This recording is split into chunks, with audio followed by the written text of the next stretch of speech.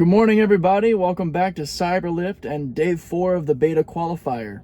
So the goal today is to focus on customer interactions, maybe get some scenic drives, a little bit of a different day than the previous 3. Definitely still aiming to keep that 100% safety score for the day. But before we get going, there is something I feel I need to address. So it's come to my attention after watching some of my preferred YouTube channels that I enjoy that a lot of people are either complaining about the safety score, it doesn't make sense to them, or are trying to game it and cheat the system, or in the very worst case, showing what they can do unsafely and maintain a high score.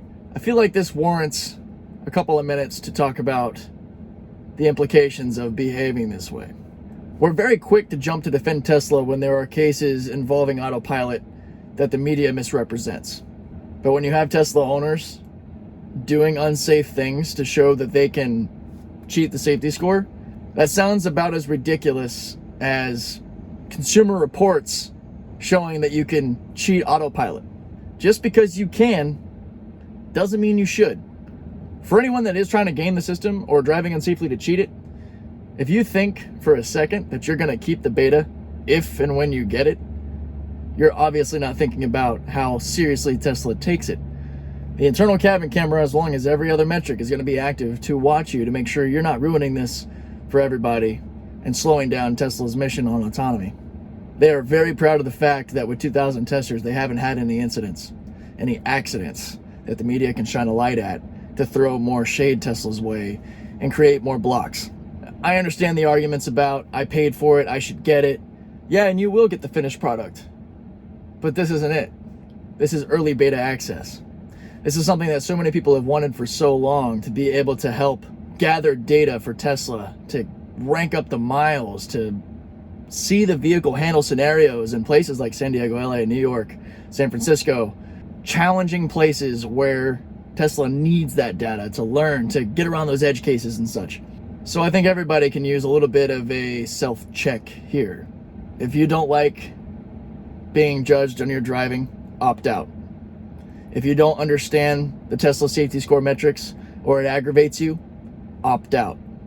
If you're uncomfortable in any way with how this is going, you can opt out. Click on the request button and that magical little button in the bottom right that says opt out. Otherwise, have some integrity, have some sense, and don't overthink it. I've had 100% safety score the last 2 days. I'm going to try to maintain it for today just because I'm competitive with myself. And I'm not doing anything to cheat the system. I downloaded a G-force indicator, an accelerometer, so that I could see what it feels like to be around 0.3, 0.4 Gs in the lateral or forward and backward axis, X or Y.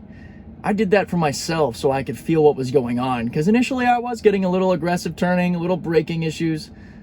But now that I can feel what that's like, I haven't had an issue since.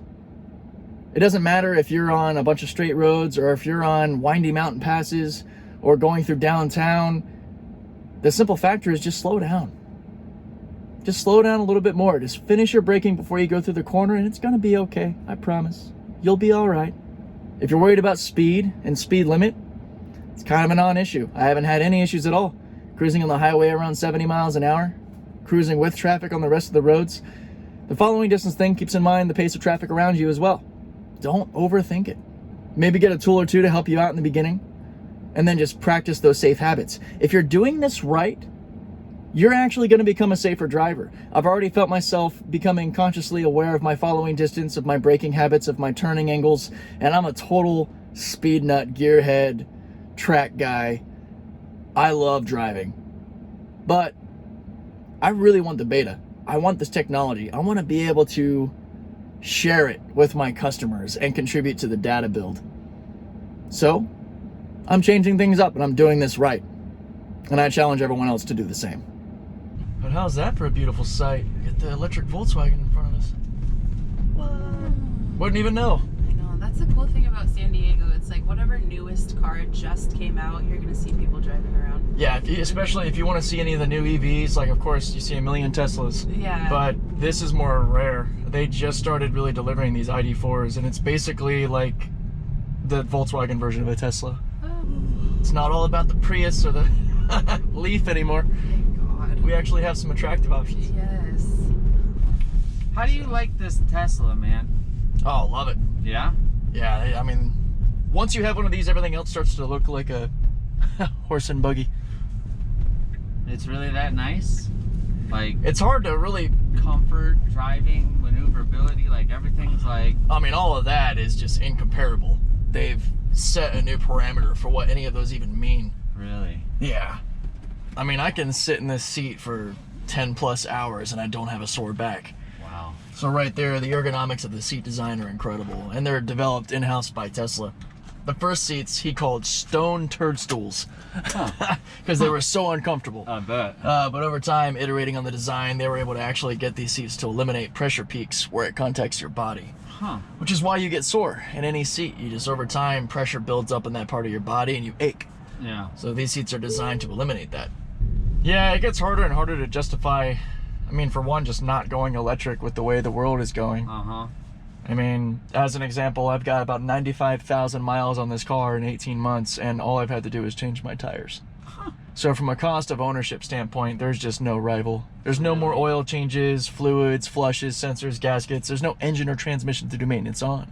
And even with braking, we came to a stop with the electric motor. It has, if you've never experienced regen braking, basically it's just the counter to acceleration. When you take your throttle or your foot off the throttle, it just slows down. Yeah. You have brakes, but you find unless you're going a little too fast or going downhill, you don't really need to use them. Yeah. 70 is what I'll probably be spending on the Cybertruck. Oh yeah, you're gonna get that? Yeah, that's my thing dream. looks mean. I miss having a full-size truck. Yeah. And I do not miss the 20-gallon gas tank in my Silverado costing me over $100 to fill up. Not. And we're gonna have a look here at the safety score. So still 99%, but if we look at today, 208 miles, 100% score. So that's the last 2 days in a row. Factoring in 4 days, 99, 99, 100, 100, puts me at an overall score of 99.5%. So it's doing pretty well. Just got some new information today from Elon Musk regarding how the rollout's going to happen. And apparently, once 10.2 drops, it'll start with the highest scores and then taper down towards the lower 90 percentile scores.